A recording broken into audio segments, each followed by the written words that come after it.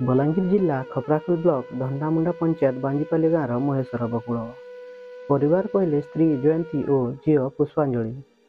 पूर्वर पर घरे मूल लगी और गाँवर गाई चराई परिवार प्रतिपोषण करुले हेले बयस अधिक होबार कामधंदा करिबारे असमर्थ महेश्वर स्त्री रोगिण होइतिबा बेले बार्धक्य जोगु एबे गाई चराइबाकु असमर्थ पर घरे काम भी करिबार बल नाही जमी बाड़ी किछि नाही एबे परिवार चलाइबाकु चिंता घारिछि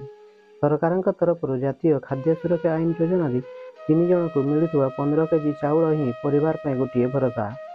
ଉଭୟ ସ୍ତ୍ରୀ ଓ ମହେଶ୍ୱରକୁ 60 ବର୍ଷରୁ ଅଧିକ ହୋଇଥିଲେ ବି ମିଳୁନି ବାର୍ଦ୍ଧକ୍ୟ ଭତ୍ତା। ସେହିପରି ଅନେକ ଥର ନିଜ ପରିବାର ପାଇଁ ଆବାସ ଘର ଖଣ୍ଡେ ପାଇଁ ବିଭିନ୍ନ କାର୍ଯ୍ୟାଳୟରେ ଗୁହାରି କରିଥିଲେ ବି ଘର ଖଣ୍ଡେ ମିଳିନଥିବାରୁ ପଲିଥିନ ଘୋଡ଼ା ହୋଇଥିବା କୁଡ଼ିଆରେ ବିତୁଛି ଜୀବନ। ଦେଖିବାକୁ ବାକି ରହିଲା କେବେ ଅବହେଳିତ ମହେଶ୍ୱର परिवार प्रति प्रशासन दृष्टि पड़ुची। Bureau report mobile news. मोर असुविधा बेले मोर जमीन बाड़ी किछु नहीं भूमि न तुलिया तले रोचा स्कूल तरा के बुती जो करी खौचा महा जंगल पड़ी गला सरकार चौल पहुँचा अरे गला जोरी टे ढाबी कर रुई कुरियाटे अच्छा मत 70 है भत्ता नहीं पावा केन्दा कही से हीरा सेक्रेटरी थिला हीरा सेक्रेटरी थिला एबे क्या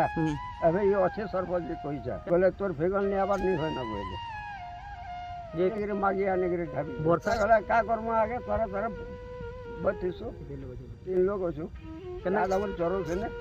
गा दावर चरे ने बारे मोर गोठा पड़ी रहला घरे अजे सरकार भत्ता चौल दै छे ई चौल दै छे चौल इन खौचा आरु रूम पे हमें